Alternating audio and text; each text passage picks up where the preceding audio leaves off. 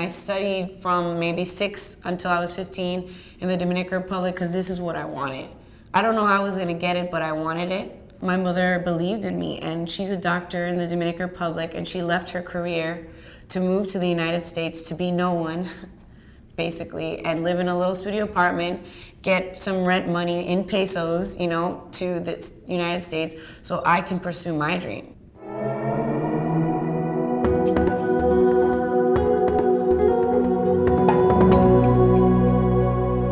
You know, at the time I didn't know how big of a deal that was, but you know, now that I'm older, that was a big chance that my mother took. And you know, I'm so grateful for her and for her believing in me. So when I got to California, I was this dark-skinned girl, because you know, I'm in the Caribbean. I'm darker than now because I was just under the sun all the time. I love the beach. The ocean is my heaven. And I spoke Spanish fluently. But when I went to school, I told them that I was a New Yorker because I didn't want to feel so different. You know, you're always trying to fit in school, and Dominican Republic, like some people didn't even know where that was. I'm like, oh my God, do you guys not like know education, like learn? It's not Cuba, it's not in New York. Like someone told me, is that in New York? So imagine moving to California when you're 15. You know, I worked, if I wanted anything for myself, for my headshots, everything. So in school, I'm working, like everything was about become my career, you know? So I didn't really have so much of a childhood. My mother was really strict, and she really saw it in me, and she was trying, you know, she was trying to like prepare me for Hollywood. So even though maybe visually I wasn't what they're looking for, maybe my talent will get me there. That's what my mother like said. Don't worry, you're gonna make it. You have what it takes. And she made me believe in me, because honestly, like without her support or mentorship, I would be like, I can't do it.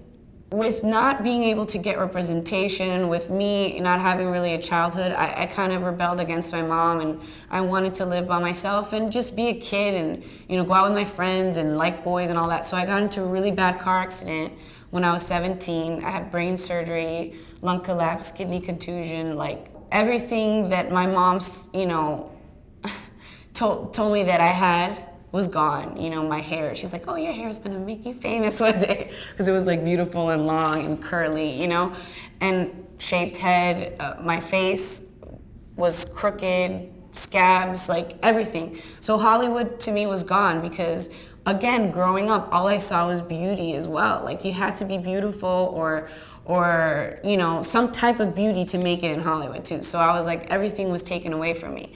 And I went to a rehabilitation center when I was 17, and I was the oldest one there because you had to be 18 to go to the adult. And I was the only one who could eventually walk. Everyone was in a wheelchair or learning how to get their, you know, learning how to walk again. And I wanted to die. I tried to die. And my mother was there, no, you have to make it more even now, because you have to inspire others. This is actually the reason why you have to make it now, for sure. Like, God gave you a second chance. I don't know if you believe in God, but I do, because I've seen death and it's scary. I met this little girl in the hospital, Melly Moreno. She was Mexican, and she's 8 years old, and she also had a shaved head, and she would come into my room, and I was just a teenager, like devastated. I never paid attention to her. Until one day I was like, Mom, who's that little girl? And she's like, I don't know, why don't you go ask her? And I went and I'm like, yo, what's up? She's 8.